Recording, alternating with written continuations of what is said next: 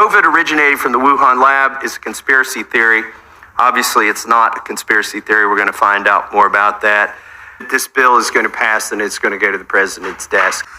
Senate 619 is a bill that would require the Director of National Intelligence to declassify information relating to the origins of COVID-19. This is a bill that passed the Senate on unanimous consent. Mr. Chairman, COVID-19 pandemic wreaked havoc across the country, with almost every household feeling its effects. The United States death toll from the virus has surpassed 1 million people. Although concrete data is hard to lock down, millions of Americans are suffering from the long-term effects directly attributed to the virus. COVID-19 has also negatively affected our communities, especially our kids. It is becoming increasingly clear that school-age children face major educational hurdles because of distance learning and long-term school closures. The American public deserves answers to every aspect of the COVID-19 pandemic, including how this virus was created, and specifically whether it was a natural occurrence or was the result of a lab-related event. Mr. Chairman, the House Intelligence Committee, which oversees our intelligence community, is aware of classified information that would help inform the public as to why the FBI director has indicated that a COVID-19 lab leak is not just a possibility, but approaches the idea that it is likely. The intelligence community does have more information about COVID-19 than the public has seen. Much of the information the intelligence community has can be declassified and disseminated to the public. In fact, the bill we are discussing today would give the American public just a glimpse, albeit a very important aspect of the classified information that the intelligence community holds. Senate 619, if passed by the House and signed into law, would give the American public a unique insight as to what was happening at biosafety level laboratory in Wuhan, China in late 2019 and early 2020. The laboratory and who was working there might be the key to unraveling the truth. For those concerned about declassifying COVID-19 origins information, I can assure you that the intelligence community could release its information while protecting their sources and methods of how it was collected. In fact, Senate 619 explicitly authorizes the Director of National Intelligence to make such redactions necessary to protect sources and methods. COVID-19 ranks as this century's most important event. No community was spared, and every corner of the world felt its effects. Everyone deserves to know what our intelligence community knows, and Senate 619 is a step in the right direction. We do expect, as Ranking Member McGovern has noted, that we will be passing a House version of this bill out on a bipartisan basis today. With that, I am happy to answer any questions that you have and to yield to my Ranking Member.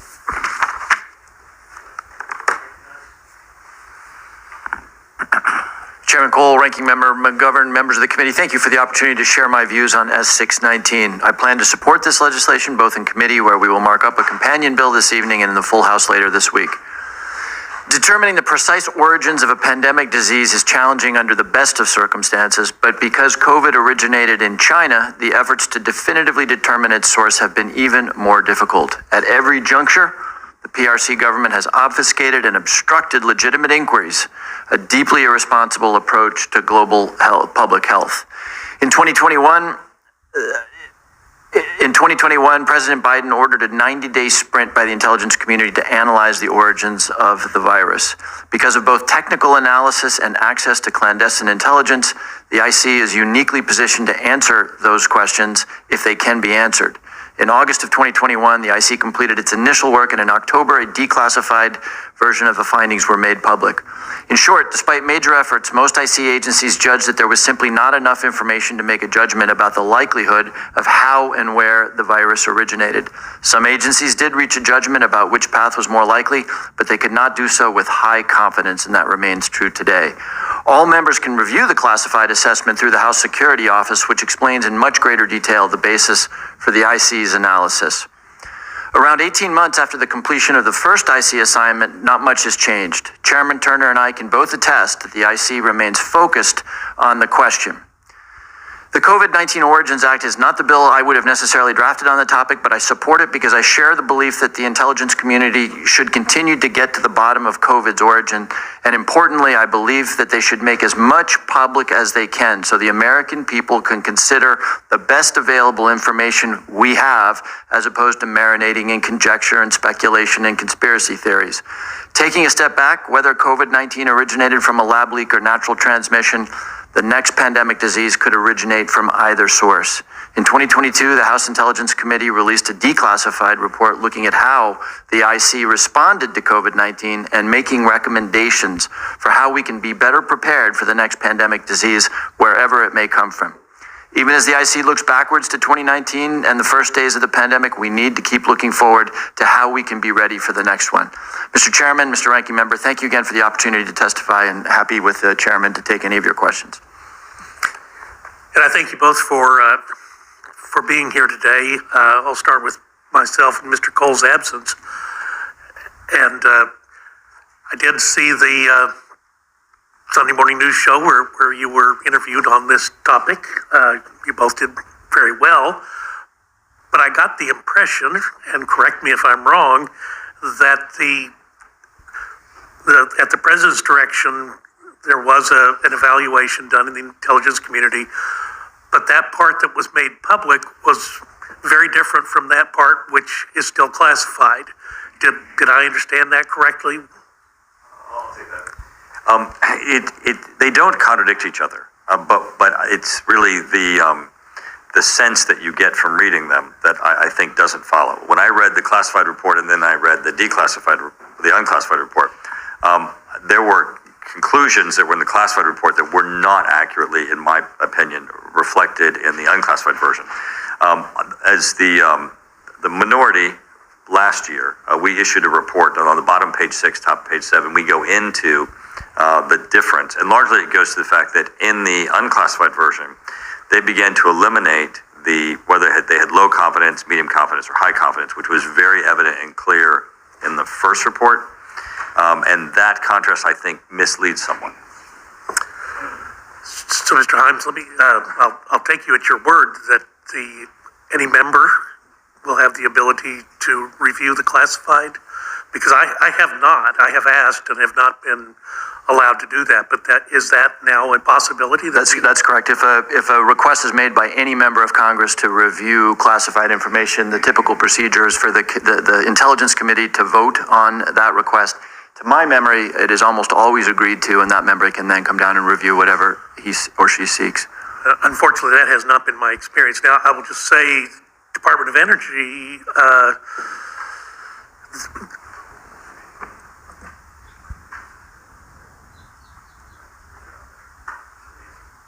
So his answer is, and my answer is yes. very well. You can expect the request at the conclusion at the gavel of this hearing. But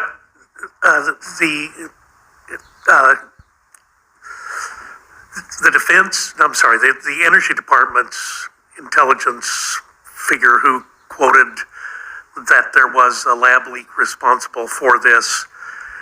And then, as a member of the Energy and Commerce Committee, I've not been able to get access to that report that the Department of Energy has produced.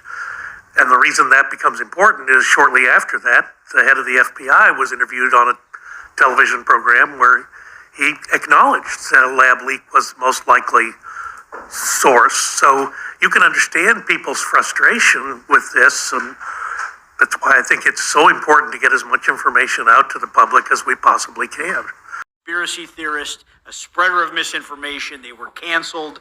They were shadow banned on social media platforms. Accounts were suspended. People's reputations were damaged and destroyed. Now, fast forward to today, we have the Department of Energy and the FBI both publicly reporting that their conclusions are that COVID-19 emerged as a result of a lab leak from the Wuhan Institute of Virology, a research institute in Wuhan, China, controlled by the People's Republic of China, and ultimately the CCP.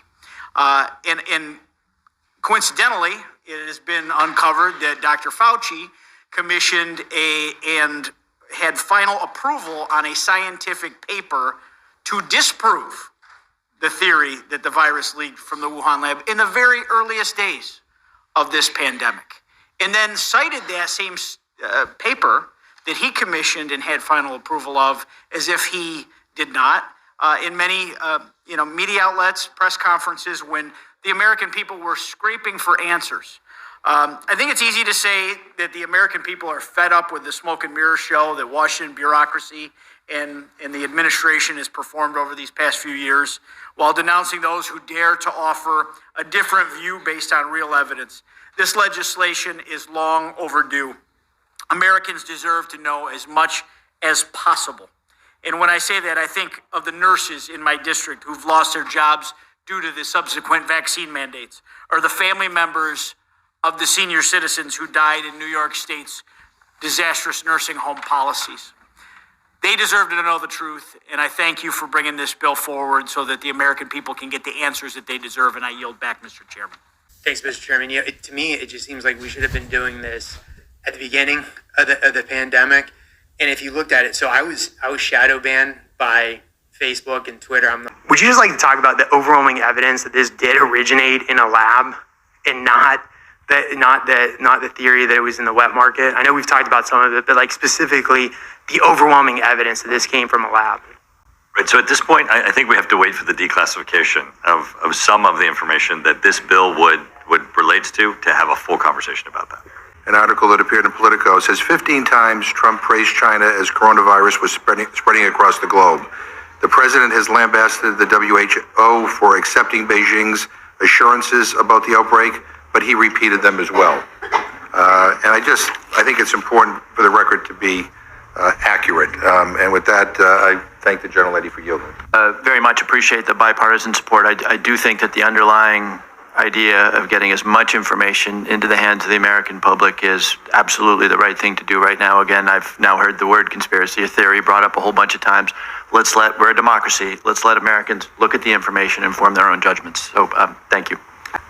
It's about transparency, because during, one of the things that COVID did to us is the distrust of government, I think. And I think this is a step in the right direction of that transparency. Where this started, and then agree that in order to combat disinformation and to make sure that everybody knows that we go ahead and allow the American public to see this information.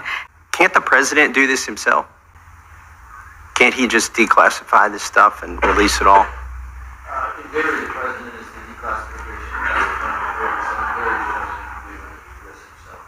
So why do we have to do this? Why can't we just make a call over there and Mr. Turner and say, Mr. President, why don't you just release this for the good of the people? Thank you, Mr. Massey. In all of this, we have to be concerned of getting information out so the public knows, right? We also have to look at the current conflicts that are occurring between the United States and China. And by our doing this, we're helping the president, because the president both has the ability to do this on his own, and he also has the ability to veto our bill. But getting our bill, he has full endorsement, and as I would have said to Mr. McGovern when he was asking me about, why are we marking this up and then sending it to the floor of the Senate bill, this is momentum. This is giving the president an understanding that he has bipartisan and bicameral support to take this action, and anybody who criticizes him, he can cite that support. Especially with the caveat that we're giving full acknowledgement that they can redact ideas and information that they think would put our intelligence community at risk. Why did we withhold our support and help for the president for 2 years? Like, why did it take us this long to do this bill?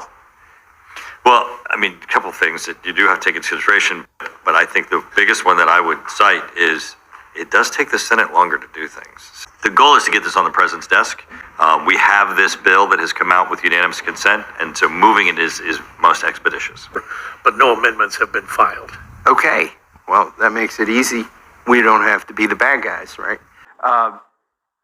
I'm excited that this bill is going to pass and it's going to go to the president's desk, and I'm hopeful for a veto-proof majority. Not that I think he would veto it. I haven't seen a statement from the White House opposing it, as we've seen on so much of our legislation already this year.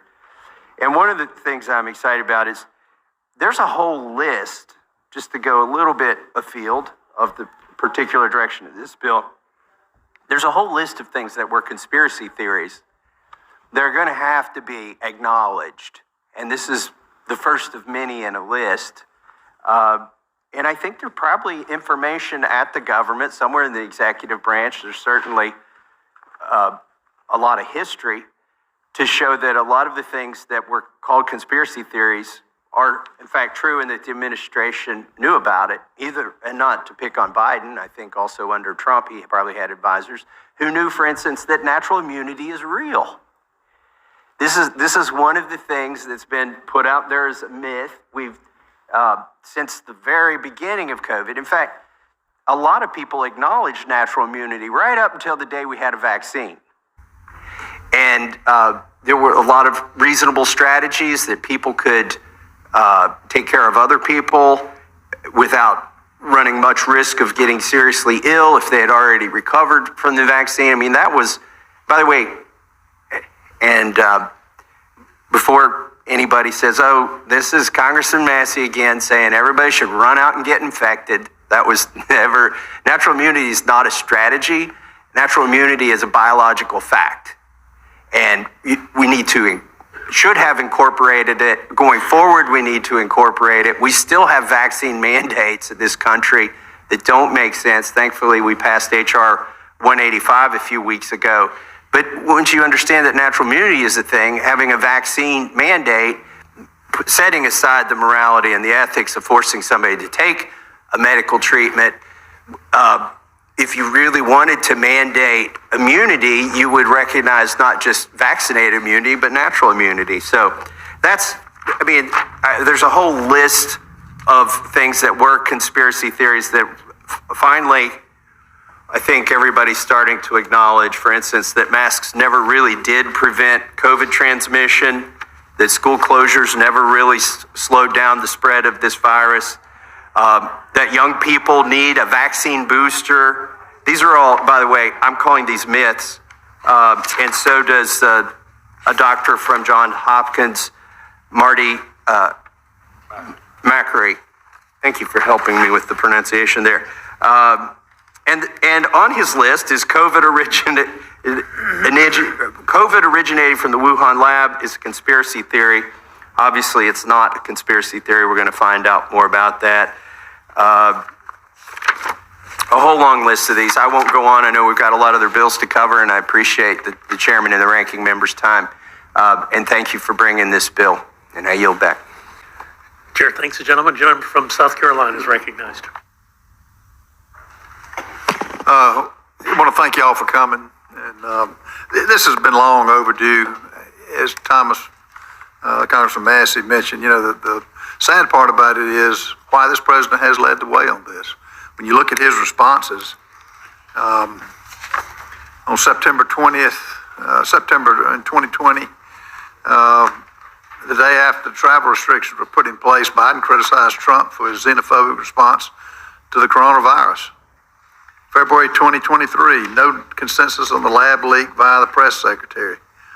March 2023, Biden abruptly bails on reporters when asked about the COVID origins. Questions like, very hard questions, will you hold China accountable? He threw up his hands and he walked away. What this is doing to the public is really eroding any type trust in government, and our tax dollars are paying the price for this. So thank y'all for bringing it forward. It's long overdue. Should have been here long before now. And as you know, the president could easily do this, as he can easily lift other informative things on January 6th, which he just will not do. But thank you for bringing it. I'm glad it is bipartisan, and probably one of the few, but this one is, and I think it's a good thing. I yield back. Sure. Thanks, the gentleman. Mr. Roy of Texas, recognized. I thank the chairman. I thank you guys for being here. Just a couple of quick questions to the chairman. Am I not correct that there was a good deal of dismissal of the questions that some of our colleagues and were raising in 2020 and 2021, when some of our colleagues were raising questions about the origin, that there was a pretty significant amount of dismissal, both by some of our other colleagues, but importantly in the press. For example, February 2020 New York Times article, Senator Tom Cotton repeats fringe theory of coronavirus origins.